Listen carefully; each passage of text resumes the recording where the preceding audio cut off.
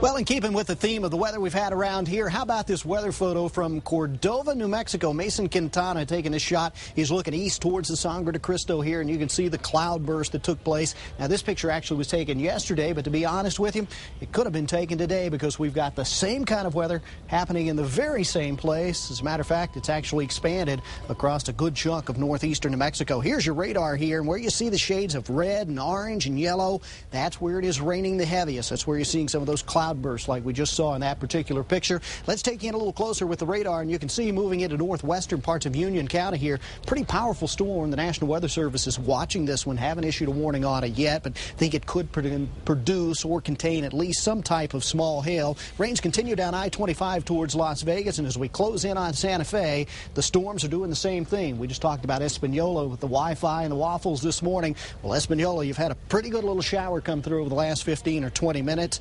Hopefully it hasn't dampened your spirits, mind you. And you can see that line of showers and storms. I think it's headed for Santa Fe. Earlier I said about 6:15 to 6:30.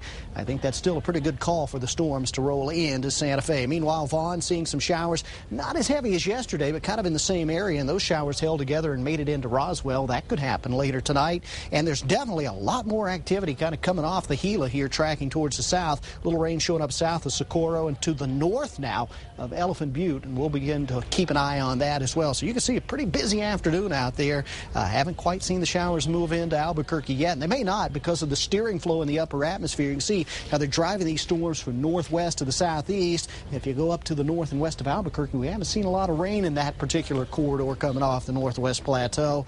We'll keep an eye on it. I don't think Albuquerque gets the rain this time. And then just a few spot showers tomorrow, mostly near the mountains. You can see our metro forecast here calling for temperatures like they have been, upper 80s to near 90. A few afternoon clouds, but otherwise some sunshine. And speaking of upper 80s to near 90, that's how we fared today. 89 the afternoon high, currently 88. And a quick check on temperatures. Kind of shows cool to the north where that rain has come down, but still pretty warm on down towards the south. And as we take you on our region by region tour of temperatures, if anything, tomorrow is looking a little bit warmer than even today has been out there.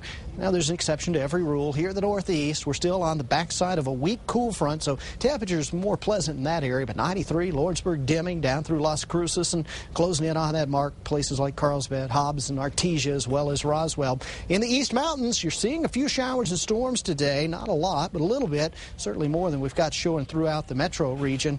And speaking of which, both of those areas should be high and dry tomorrow. I think actually we're going to be looking at dry weather for the next several days and a fair amount of sunshine, but late in the week and towards the weekend, you heard me talk about this yesterday, a little bit of a monsoon weather pattern could be shaping up, and when that happens, the rains tend to come. We haven't seen a lot of it this summer, but I do think wet weather is 4 or 5 days down the road.